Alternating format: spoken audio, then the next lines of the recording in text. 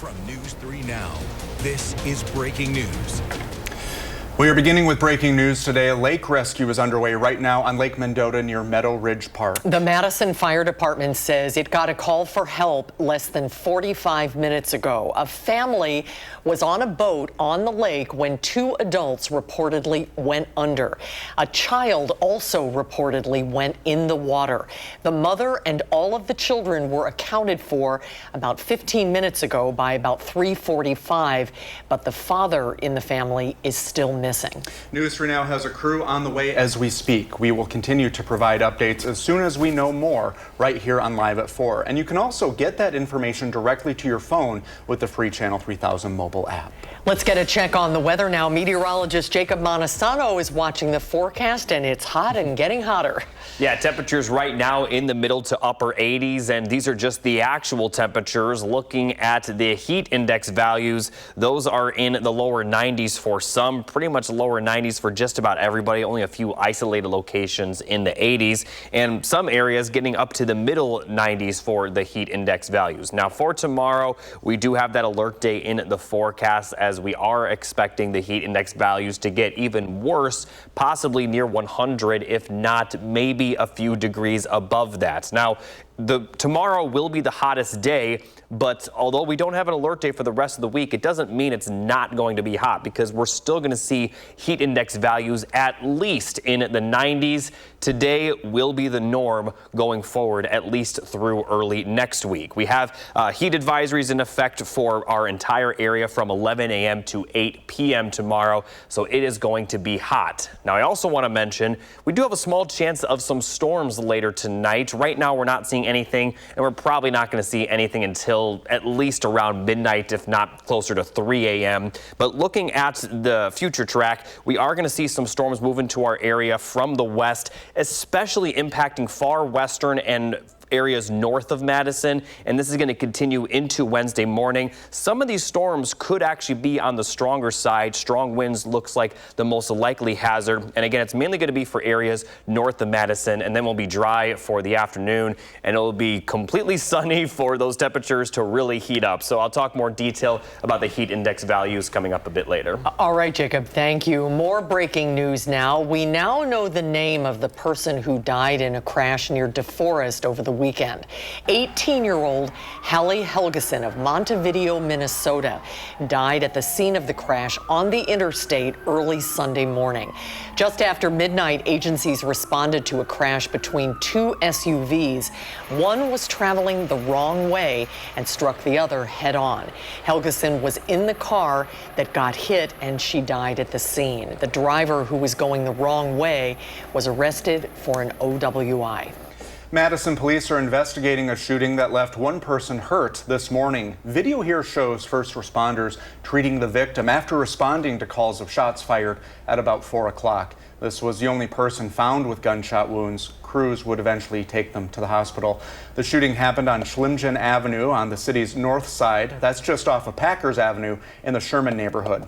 Later, Arman Rahman will show us how much gun violence Madison has seen this summer. A woman died after a fire last night in Fitchburg. It happened just after 6 o'clock at an apartment complex on Pheasant Ridge Trail. Crews found smoke coming from a unit, and upon entering, they found a kitchen fire. Fitchburg Fire says crews found a woman inside and took her to the hospital, where she died. No other units were damaged in the fire. The woman's name hasn't been released. The man accused of stabbing Dorinda Segebret of Dodgeville to death will not be extradited to Wisconsin anytime soon. On Monday, 23-year-old Gavin Thompson appeared in court in Nebraska, where he allegedly drove Segebret's body after killing her. He's being held there on a $5 million bond. Thompson requested a competency check. The Iowa County Sheriff said Thompson will not be extradited in the immediate future. We now know the name of the man who died in a rollover crash in Neshkoro on Sunday night. The Marquette County Sheriff's Office says Victor Fugman of Berlin died at the scene of a single vehicle crash. He was only 25 years old. This happened on County Highway N near Hidden Springs Drive. When first responders arrived on the scene, they found him thrown from the vehicle, and he had already died. As of today, the Sheriff's Office says the crash crash is under active investigation.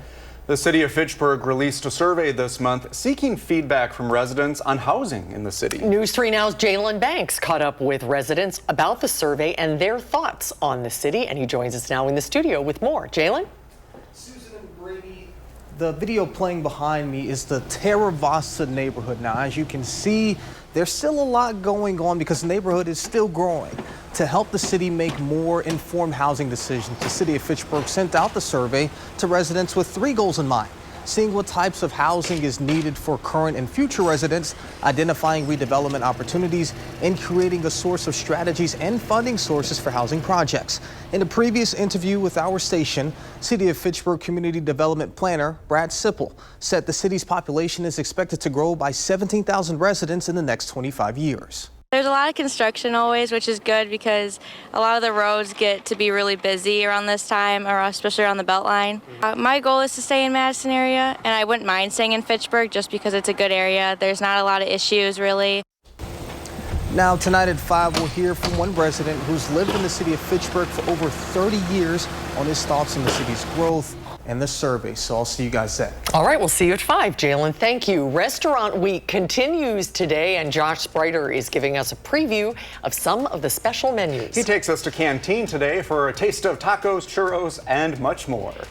Plus, our First Warn weather team is tracking alert day conditions for tomorrow. Jacob will tell us what the forecast looks like for concerts on the square.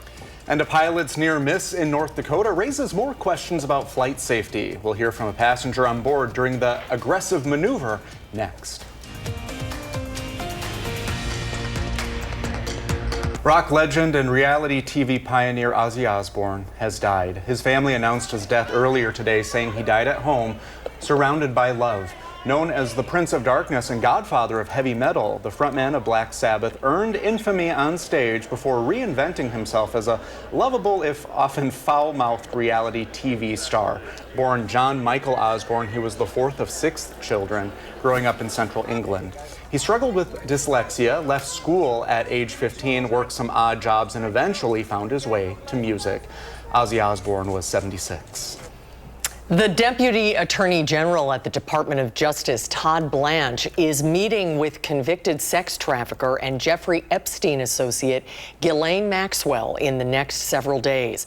The meeting was confirmed by Maxwell's attorney, who has been requesting meetings with Trump administration officials. Maxwell was convicted of sex trafficking in 2021 for recruiting teenage girls for Epstein for over a decade. She was sentenced to 20 years in federal prison. Nearly 3 years after 4 University of Idaho students were stabbed to death, the man who pleaded guilty to killing them will be sentenced tomorrow. 30-year-old Brian Koberger will serve 4 consecutive life sentences after taking a plea deal that spared him the death penalty. President Trump is weighing in, asking the judge in the case to force Koberger to explain why he killed the students during tomorrow's sentencing. The Department of Health and Human Services says it will reform America's organ donation system. It comes after a federal investigation found an organization in Kentucky called Network for Hope began the organ taking process on people who may not have been dead. Today, lawmakers on the Hill talked about the topic. But what happened in these cases fractured the doctor-patient relationship and saw patients subjected to pain and suffering that should never have occurred. Meanwhile, Network for Hope says it is committed to transparency and is cooperating with the government. An investigation is underway into the apparent close call in the skies over North Dakota. New video appears to show a passenger jet changing direction to avoid a B-52 bomber. Chris Van Cleve reports. As this Air Force B-52 bomber was streaking low over the city of Minot. Welcome, the B-52! On its way to a flyover at the North Dakota State Fair Friday night, Delta Flight 3788 was descending to land at the nearby airport. Look closely. This video may have captured the moment the regional jet turned to avoid the B-52 just before the bomber flew over the fair's main stage. Just out of the blue, just sort of very abrupt, like U-turn. Monica Green was on that flight. It just felt like going around a sharp turn on a roller coaster, kind of, but I could look out the window and see straight at the grass instead of seeing the horizon. For those of you on the right-hand side, you probably saw the airplane kind of sort of coming at us. She shot this video capturing the pilot's post-landing announcement. I felt it was the safest thing to do to turn behind it. So sorry about the aggressive maneuver. It caught me by surprise. This is not normal at all. The Air Force says its bomber notified air traffic controllers nearly 10 minutes before the apparent close call that it was heading towards the flyover. 3 minutes later, the B-52 contacted the Minot Airport Control Tower, but the tower did not advise of the inbound commercial aircraft. The FAA is now working to determine how close the two planes actually were. The investigators will be able to take the black boxes, the flight data recorders from each of the airplanes, and then they'll also have air traffic control radar data from the Air Force. Green says she wants answers. Friday's flight stuck with her during her trip home to Dallas Monday. I was sweating, I was shaking, I was not excited to get on, and it really hit me once we started taking off. The Air Force says this flyover was long planned and approved by the FAA, and says the B-52 crew went over their flight plan with controllers before leaving a holding pattern and heading towards the State Fair. The Minot Airport Control Tower is run by a private company contracted with the FAA, and we understand it does not have its own radar system. Chris Van Cleve, CBS News, Phoenix. To Wall Street now, the Dow gained 179 points, the Nasdaq lost 81, and the S&P 500 is up just 4. Target is changing a policy that let customers save money. The retailer's price match policy let customers get a refund for the price difference of a product that they found for less on Amazon, Walmart, or Target itself within 2 weeks of purchasing something. Next Monday, the price match will only be valid if customers find an item for less at only Target stores or websites. And no matter where you shop, you might want to stock up on some personal fans, reusable water bottles. Yeah, the extreme heat is coming. Yeah, we're going to be seeing heat index values at least in the lower 90s pretty much every day going forward. And we also will see a few chances of storms during that time frame. So a small chance of storms for early in the day on Wednesday, but a better chance of storms does look to occur for the afternoon hours on Thursday. But the alert day is for those hot temperatures. And right now it's only in the forecast for Wednesday, but it is going to be hot pretty much every other day this week. We just wanted to highlight Wednesday because that's the day where we're expecting the heat index values to get near 100. Heat advisory in effect for our entire area from 11 a.m. to 8 p.m. tomorrow. So yes, it is definitely going to be hot. Here's a look at the heat index forecast. Today we're seeing lower 90s. Tomorrow we're going to see upper 90s, if not low 100s across the entire region. Now, although it's going to be slightly better for the rest of the week, it's still going to be warm. Upper 80s to lower 90-degree heat index values for Thursday, and this is going to be the case for Friday and Saturday as well. Friday might get a little bit better and maybe stay in the upper 80s, but still warm nonetheless, with those 90-degree heat index values certainly returning by Sunday and Monday next week, where we could see a return of the middle 90s. And right now the forecast does suggest we could see those triple-digit heat index values return Monday, but the reason we don't have an alert day yet is because a lot can change between now and then, but it is suggesting that Sunday and Monday next week may be very hot as well. Now, because there are storms fairly likely Thursday evening, Conscious on the Square right now is still expected to happen tomorrow, and we're going to have temperatures in the lower 90s to upper 80s with heat index values pretty easily in the 90s for much of the time of the Conscious on the Square. Again, it starts at 7 p.m., but for those of you, arriving around 5 to 7 p.m., heat index values may still be close to 100. So for those of you that plan on attending, definitely stay hydrated, stick to shaded areas, wear lightweight and light colored clothes, and if you bring any pets or if you have any elderly folks with you, definitely just keep an eye on them as they can get heat exhaustion a little bit quicker. Now, looking at the chance of storms, there is a small chance we could see some severe weather as well. This is for tomorrow morning, mainly for areas west and north of Madison. Madison places to the south. In fact, the further south you're located, the less likely you will even see rain, let alone strong storms. Because if we look at the forecast, it's really going to develop much later in the night. Not expected to see this enter our area until the earliest around 2 to 3 a.m. But once we get throughout the morning, we're going to continue to see these showers and storms push through our area, again, especially north of Madison. And then they are going to clear out pretty quickly. The afternoon hours will feature plenty of sunshine and give conditions it'll be perfect weather for those temperatures to be allowed to heat up, as we're going to see a lot of sunshine and fairly strong southerly winds. So it is going to be a warm one. And I also want to mention Thursday, there's a chance of some storms, especially in the afternoon, but we could see some rain early. But those afternoon storms do look to be a little bit more likely as they push through our area, once again. But those storms not really going to impact the temperatures too much. Again, it will be a little bit better for Thursday compared to tomorrow, but still very warm, and those warm temperatures are going to continue through at least the early portion of next week. Might start to see some relief by the middle of next week. I can't recall a time where Concerts on the Square was canceled due to heat. Can you? No, not in my time here. Yeah, so they'll make the official announcement about that tomorrow afternoon, but be prepared, as Jacob was saying. Everyone. And during the alert day conditions, the possibility for heat-related illnesses goes up. And doctors say just being familiar with the signs of sickness can make a big difference for you or someone else. Heat exhaustion is when your muscles ache and you feel nauseous or even foggy. Heat stroke is when your body gets more than 104 degrees. You may get confused and start to slur your words. For people who need to be outside, though, doctors say there is a right way to do it. And there's certain things that there's people who have to work outdoors. So the biggest thing to do is limit the amount of time that you're out there. And I usually say things in 20-minute kind of intervals. You're out in the heat for about 20 minutes, and then it's about time to go back in and start cooling down for a while. If you start having symptoms of heat exhaustion, go inside and cool down immediately if you can. And if you start experiencing heat stroke, go to the emergency room. Well, Josh Spreiter continues his previews of Restaurant Week special menus in the 608. He has a tough job, huh? Plus, the major milestone, another Madison food-based event, will reach in August. That's coming up when Live at 4 continues.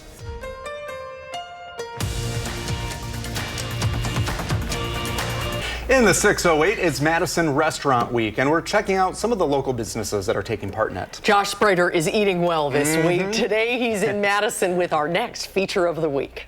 All right, our next feature of the week brings us to downtown Madison for a newcomer in Restaurant Week. We are at Canteen to see what they have cooking up on the menu. Arlie Montez is joining us. Arlie, thanks for having us out. Thanks for being here. So this is an exciting week for you guys because this is the first time that you are participating in Madison Restaurant Week. And what made you want to join now? Been wanting to do this for a long time. I think not many people know that we existed here on the square, right on the square. So that's why, we wanted to do it. We talked about it and we were like, okay, let's just do it. And you've been general manager here for 7 years. What's your favorite part about Canteen? My favorite part is people getting excited about being here. People enjoy our margaritas, enjoy your tacos. We have our largest patio of the square, best happy hour in town. So it's every time I come downtown, it's really exciting to be here. I love that. It's good to be inspired by your job, and this food looks amazing. Let's talk a little bit about what's on the Restaurant Week menu. We got multiple items on the Restaurant Week menu. We got our classic ones like the taquitos dorados. We have a new item. We haven't had this before on the special occasions. The aguachile, shrimp aguachile. We also have the fajitas that I'm really excited about because people have been asking for fajitas for a long time. And finally, we decided to put it not only on the Restaurant Week menu, but we will have it on the normal menu. So I'm excited about the fajitas. So even some of your regulars might be surprised to see what you have on the menu this week. Yes. I love that. And, this is really about you guys trying to get some of those new customers in. As a restaurant in downtown Madison, how crucial is that business? Because like you mentioned, this obviously is more of a destination place. It is important to me, us to bring people in because so many restaurants just don't make it through downtown. And we try different things throughout the year to make sure people get excited for being here. We want people here. We need people here so we can pay our employees, so we can keep being alive. Yeah. Absolutely, yeah. So Madison Restaurant Week's underway. So when can folks they come out and see Canteen? We open at 11 o'clock Monday through Friday. 10 a.m. on Saturday and Sunday. Like I say, happy hour, best happy hour in town, 2 to 5, and then 9 to close every day. Half-price tacos, half-price margaritas. Love it. Yeah. Arlie, thanks for having us out. We appreciate it. Thank you for being here. And if you'd like to learn more about Canteen and Madison Restaurant Week, you can go to the story up on channel3000.com. In downtown Madison, Josh Spreiter, News 3 Now. Thank you, Josh. And Arlie looks great. And this week isn't your only opportunity to try Madison's cuisine for a deal. In less than a month, Madison's Black Restaurant Week returns for its 10th year. The event runs from August 10th through the 17th. In honor of the milestone, there will be a food taste jamboree kickoff, and this will be at Warner Park on Sunday, August 10th from 1:30 to 2 in the afternoon. After a ribbon cutting, you can sample small plates for just $5. That sounds pretty good. Yeah, it does. Should we go to that happy hour? Yeah, we have an hour. Let's hit it. Okay. Well, I guess we have to finish the show. All right. Well, coming up on Live at 4, nuclear energy could be coming to Wisconsin sometime soon. Political reporter Will Keneally shows us what a new law will do for the industry when Live at 4 comes right back.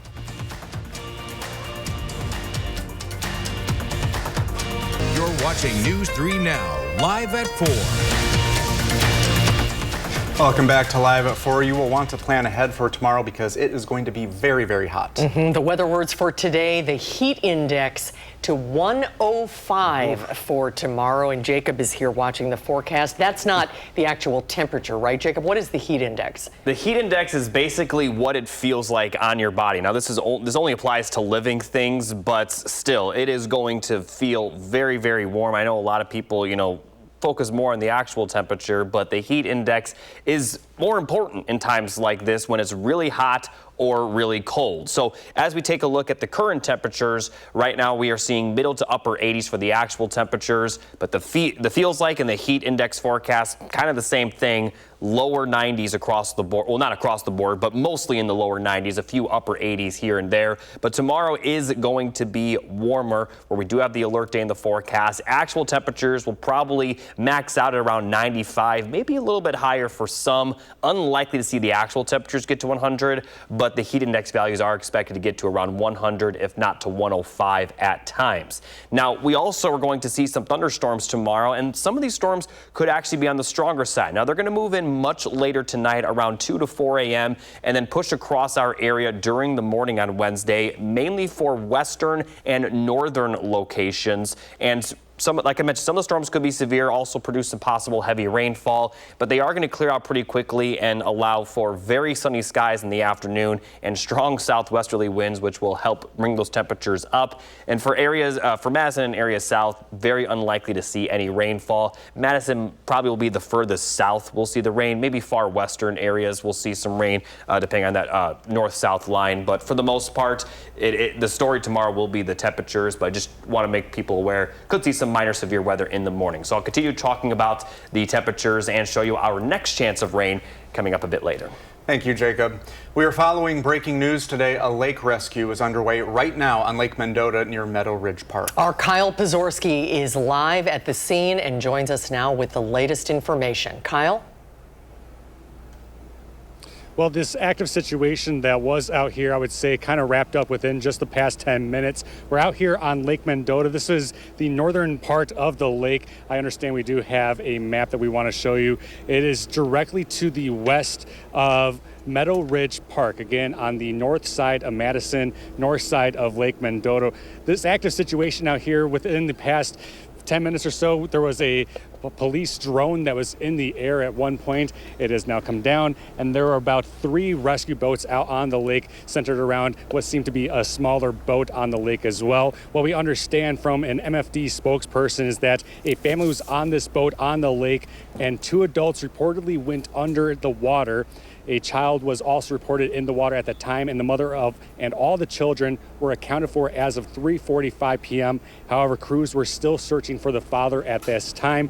We do not know if he has been found or not, but again, this situation out here has cleared up. These boats have moved away. They seem to be going back towards the UW-Madison campus and as well as Warner Park. We're going to continue to bring you some live updates as we go throughout the rest of the evening here on News 3 Now, as well as channel3000.com. But for now, reporting from Lake Mendota, Kyle Pazorski, News 3 Now. All right, thank you, Kyle. Yes, we will continue to provide updates as soon as we know more right here, and you can receive them directly to your phone with the free Channel 3000 mobile app. The Wisconsin State Capitol Police are looking for a man who was trying to get into a lawmaker's home. Last night at around 10:20, a man was captured on video trying to open the door of State Representative Priscilla Prado's home. He was not able to get into the home, but he did walk around her property property for a period of time. The representative released a statement on the matter that reads in part, quote, "This has been a deeply unsettling experience, and I appreciate the influx of concern. I respectfully ask for privacy and patience as law enforcement continues its work."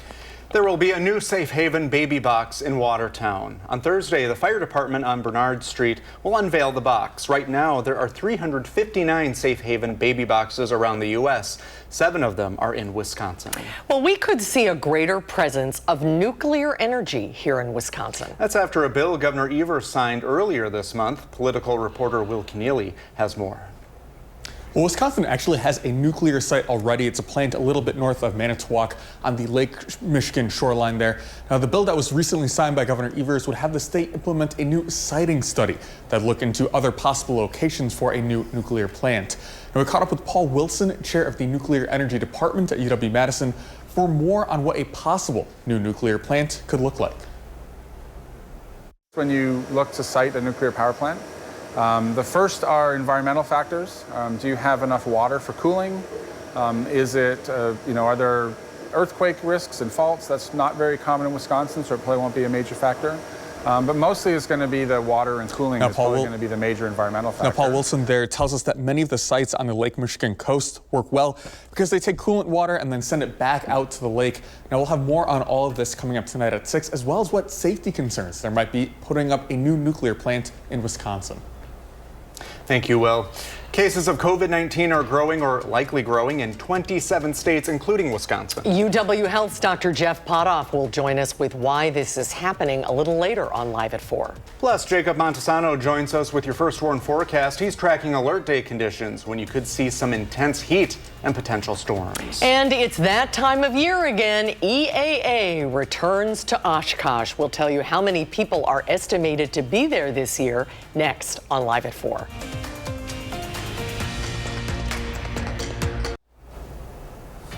Here is a live look at Oshkosh this afternoon. 82 degrees and partly cloudy there.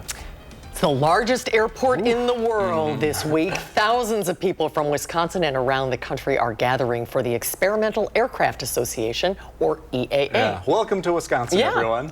Well, that event runs through Sunday, July 27th. Reporter Jenna Wells is there with what attendees can expect. Once again, Whitman Regional Airport's air traffic control tower is the busiest in the world. It's great. I love every minute of it. As EAA Air Venture takes over the skies Monday through Sunday, a yearly tradition for aviators. This is my 25th year at Oshkosh, and I'm 25 years old. My dad and my family have gone here every year. Tommy Hammonds is a third-generation pilot. And I recently joined the Commemorative Air Force, and now I'm with the B-25, so I get to be a part of the air show. He calls flying a spiritual experience. You get the sense of freedom, and you get the sense of, like, closer to God sort of a thing. While Hammonds is an EAA regular, it's his friend Chase's first time among the more than 10,000 aircraft. It's kind of overwhelming for someone who's never been here. He drove 11 hours from Kansas for the convention. I'm really looking forward to the Goodyear blimps. I haven't seen any in person yet. And that's a highlight for many visitors. Goodyear is celebrating 100 years of airship flying with 2 blimps, one with a vintage wrap and one with an LED sign. Something in it that strikes nostalgia and wonder and just pure joy. The company donated its last remaining blimp gondola to the EAA Museum to be made into a children's exhibit. We just want to use this moment to donate something to a future generation of aviation enthusiasts, and what a better place to do it than this air show. Around 700,000 people are expected to attend Air Venture this week. Last year's attendance was record-breaking at more than 686,000. Looks like a fun event. It's a great event. Great weather for it this year, too, although it's going to be hot. My brother is there. Oh, really? He flew up for the... Yeah. We'll have to see if we can get him on Live at 4. He can come pick us up in his plane and take us. Exactly. Well, up next on Live at 4, your first warn forecast with Jacob Montesano. And later, how Coldplay left its mark on Madison.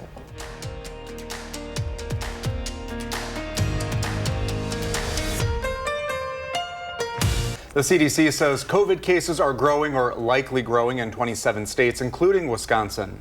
Also, COVID-related emergency room visits for young kids are the highest they've been since March.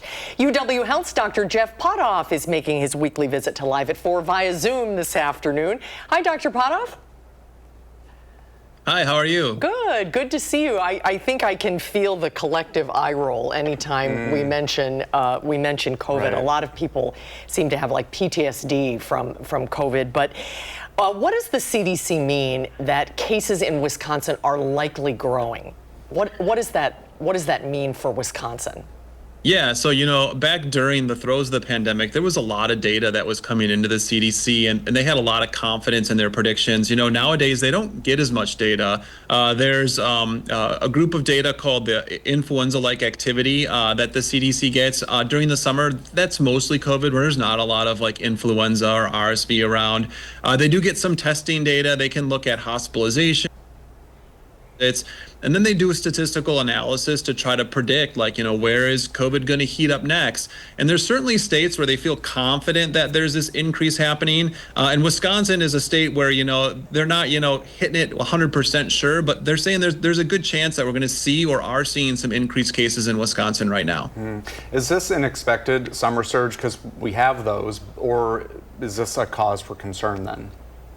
Yeah, I would say probably not a cause for concern.